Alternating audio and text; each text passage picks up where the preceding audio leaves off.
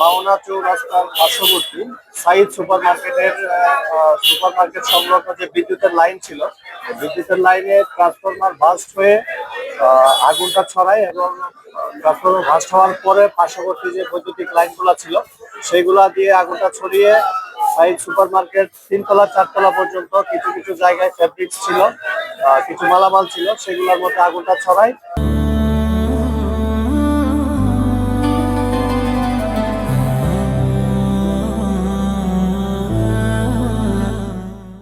এবং fire service আমরা instant আমরা 10টা 54 থেকে আমরা সংবাদ পাই এবং আমাদের স্টেশন কাছাকাছি হওয়াতে আমরা দ্রুত সময়ের মধ্যে ঘটনাস্থলে আসি এবং কিছু আমাদের ব্যাগ পেতে হয়েছে আসতে মাওনা চৌরাস্তায়। আপনারা জানেন যে এখানে প্রচুর ক্রাউড এবং ট্রাফিক জ্যাম ছিল, যার কারণে 5-7 মিনিটের মতো আমাদের আসতে সময় লাগে।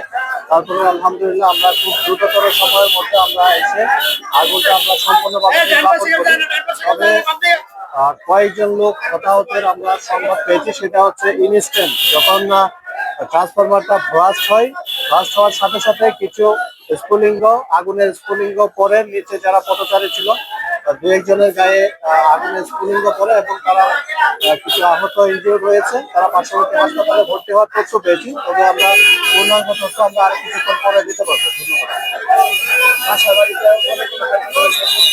কোনো ক্ষয়ক্ষতি, এখানে 2 তলায় একটা ব্যাংক আছে, আপনারা দেখেছেন, ব্যাংকে আগুনটা প্রবেশ করে নাই এবং বাসাবাড়ির ভিতরে কোনো আগুন প্রবেশ করে নাই। বাইরে ছিল কিছু ফ্যাব্রিক ছিল বাইরে এবং কিছু মালামাল ছিল বাইরে, সেই মালামাল আগুন ছিল এবং আমরা খুব দ্রুততর সময়ের মধ্যে আগুনটা নির্বাপন করতে সক্ষম হয়েছি। আহত বলেছি আপনাদেরকে যে ইনস্ট্যান্ট যখন বাস্ট হয়েছে ট্রান্সফরমার যখন বাস্ট হয়েছে, সেই ট্রান্সফরমারের কিছু স্ফুলিঙ্গ নিচের 2-3 জন পথচারী ছিল তাদের গায়ে পড়ে এবং আমরা এটা এখনো আসলে নিশ্চিত না কয়জন হতাহত হয়েছে। আমরা নিশ্চিত হয়ে আপনাদের তথ্য দিতে পারবো। ধন্যবাদ।